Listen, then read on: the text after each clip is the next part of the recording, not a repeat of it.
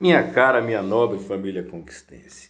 A minha filha mais velha, a Carolina, ela, quando criança, vendo uma propaganda na TV Globo, onde se anunciava aqueles filmes de Charles Bronson, e aí passava assim, Desejo de Matar Quatro. Aí ela chegou para mim e falou, Painho, como é Desejo de Matar Quatro? Pois é, eu tive que fazer uma brincadeirinha com ela, mas para explicar que aquilo era só ênfase para o anúncio do filme, que já era a quarta vez que tinha aquele filme de Charles Bronson, Desejo de Matar. E o que é que isso tem a ver com o que eu tenho que falar hoje? É que por mais tolo que possa parecer para a maioria das pessoas, mas aqueles que estão a 100 quilômetros de distância de tudo, eles simplesmente conseguem raciocinar de uma forma mais adequada.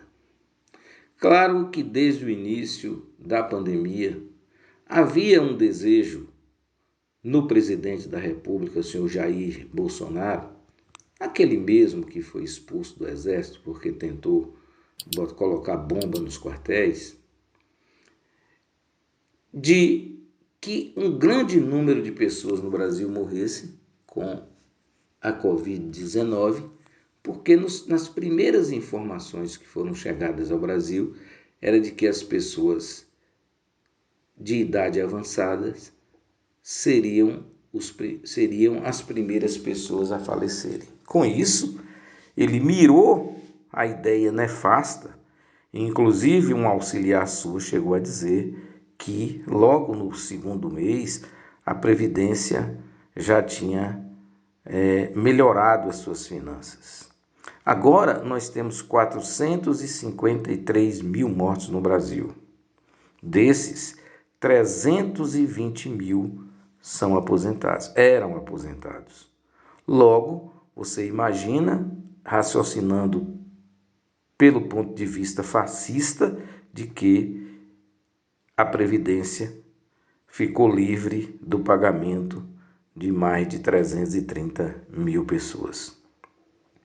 E por que eu digo isso? Porque há no Brasil uma ideia, né, simplesmente lastreada na direita de que a Previdência não pode acabar, como se a Previdência não fosse o dinheiro do cidadão que juntou durante toda a sua vida para que no fim da sua vida ele tivesse o mínimo para morrer com dignidade. Parece que a Previdência do Brasil é uma dádiva do governo para com o povo. E, na verdade, isso é simplesmente uma tolice de marca maior. Dessa forma, não houve um trabalho acentuado do governo atual para que nós tivéssemos um número menor de mortos nessa catástrofe. Tudo que o presidente da República pôde fazer para que as pessoas morressem, ele fez. Primeiro, ele tentou a imunização de rebanho, que normalmente não acontece uma tentativa de imunização de rebanho com a morte de mais do que 5% ou 2% do rebanho, né?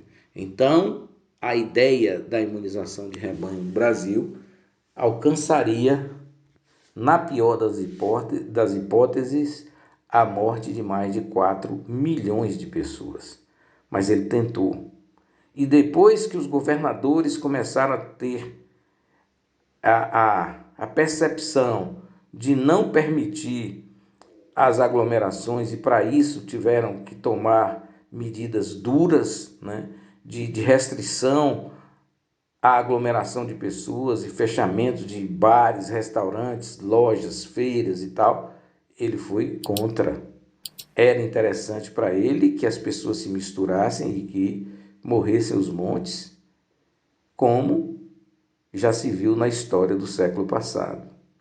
Dessa forma, nós avançamos exatamente na questão da vacina quando dois institutos brasileiros começaram a trabalhar a ideia da imunização real, científica, né, preservando vidas, a Fiocruz e também o Butantan.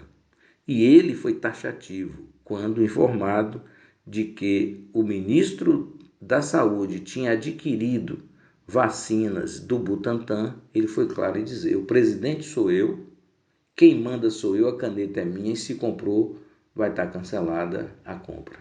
E só não cancelou, minha cara e minha nova família conquistência, porque as mortes estavam acontecendo toda hora e houve a pressão da imprensa e a pressão da sociedade. Mas se fosse valer o desejo do senhor Jair Bolsonaro, nós teríamos hoje o que ele pretendia: 1.200.000 pessoas mortas no Brasil. Notadamente, aquelas pessoas aposentadas que deixariam seu dinheiro suado por 35, 40 anos de trabalho nos cofres do governo sem receber sequer um mínimo de dignidade no final das suas vidas. Pasmem, mas é verdade.